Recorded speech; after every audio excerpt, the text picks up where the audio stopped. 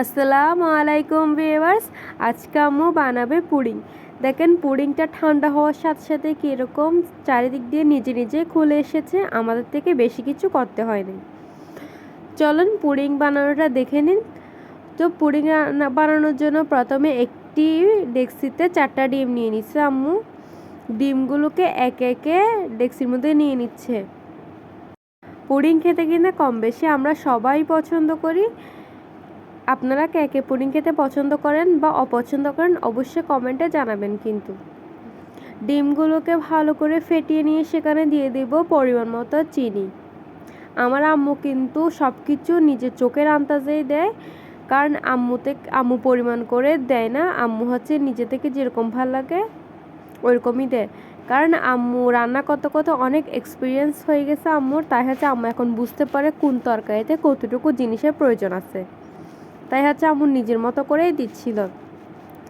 চিনিগুলো ভালো করে ডিমের সাথে মিক্স হয়ে গেলে সেখানে দিয়ে দিবে আগে থেকে জাল করে ঠান্ডা করে রাখা দুধগুলো অবশ্যই জাল করে ঠান্ডা করে নেবেন। এতে কিন্তু পুডিংটা অনেক সফট হবে আর হচ্ছে অনেক মজাদার হবে।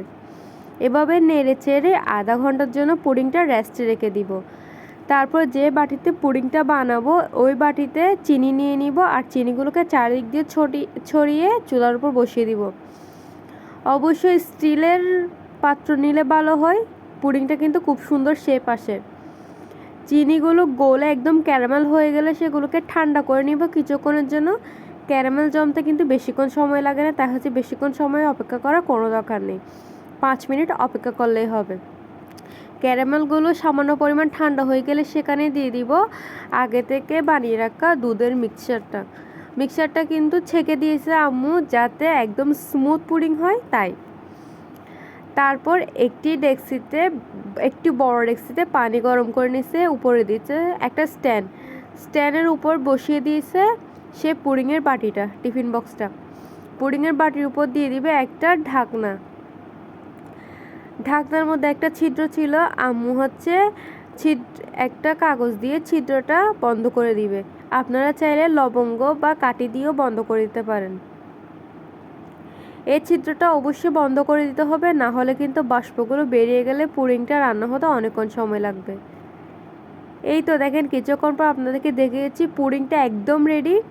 পুডিংটা কিন্তু খুবই গরম ছিল, তাই হচ্ছে পুডিংটাকে এরকম মধ্যে নামিয়ে ফ্যানের বাতাসে ঠান্ডা হতে দিছি।